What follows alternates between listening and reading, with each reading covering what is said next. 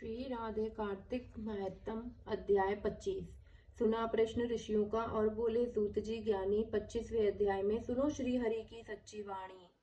तीर्थ व्रत और दान आदि के करने से समस्त पाप नष्ट हो जाते हैं, मगर प्रेत योनि में रहने वाले को इसका अधिकार नहीं है। तुम्हारे दुख को देखकर मैं अत्यंत दुखी हूँ और तुम्हारा दुख दूर किए बिना मुझे संतोष नहीं होगा। तुम्हारे पाप बड़े भारी हैं, क्योंकि यह तीनों योनियां बहुत बड़े पाप करने वाले को ही प्राप्त होती हैं, और प्रेत योनि तो थोड़े पुण्य से नष्ट भी नहीं हो सकती। लेकिन मैं तुम्हें इस योनि से अवश्य छुड़ाऊंगा।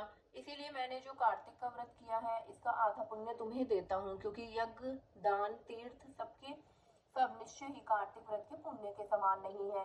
देवर्षि नारद बोले, हे राजन, इतना कहकर धर्मदत्त को उसको ओम नमः भगवते वासुदेवाय यह द्वादक्षर मंत्र सुनाया और तुलसी का जल उसके ऊपर छिड़का। बस फिर क्या था, क्षण भर में वह प्रेत योनि से छूट प्रज्वलित शिखा के समान दिव्य रूप धारण कर लक्ष्मी के समान सुंदर हो गई।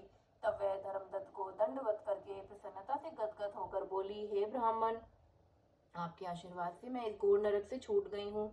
मुझ पाप सागर में डूबती हुई के लिए आप नौका के समान हैं। नारद जी ने कहा, हे राजन, कभी कला इसी प्रकार कह रही थी कि वहां विष्णु गण एवं दीप्यमान विमान लेकर आए। विमान के द्वारा पर सप्सराएं और गण बैठे हुए थे। धर्मदत्त ने उसको देखकर प्रणाम किया। पुण्यशील और सुशील नामक भगवान विष्णु के गणों ने धर्मदत्त को अपने हाथों को ऊपर उठा उसका अभिनंदन करके कहा, हे दुष्श्रेष्ठ, आप धन्य हैं जो सदा भगवान विष्णु के व्रत कथा और सेवा में लगे रहते हैं। आपने जो अपने बाल्यकाल में पवित्र और शुभ कार्तिक व्रत किया था, उसके आधे फल से आपने कलह के पूर्व जन्म के एक अचित्र पाप नष्ट कर दिए हैं। यही नहीं, आपकी कृपा से उसके सैकड़ों जन्म के पाप नष्ट हो गए हैं। आपके जागरण आदि करने से, पुण्य प्रभाव से, आकाश मंडल से यह विमान आया है। हे ब्राह्मण, अब आप हमें उसे भांति भांति के भोगों से युक्त बैकुंठ में ले जा रहे हैं।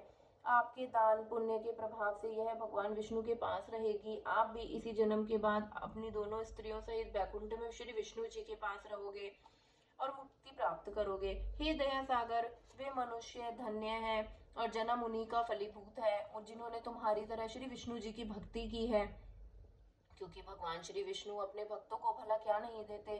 जिन्होंने प्राचीन काल में उत्तानपाद के पुत्र को ध्रुव पर पहुंचाया, जिसके सुमिरन मात्र से प्राणियों की मुक्ति हो जाती है। प्राचीन काल में श्री विष्णु जी ने केवल अपने नाम के स्मरण से ही आप द्वारा पकड़े हुए हाथी को हस्ती योनि से मुक्त करके जय नाम देकर अपना पार्षद बना लिया।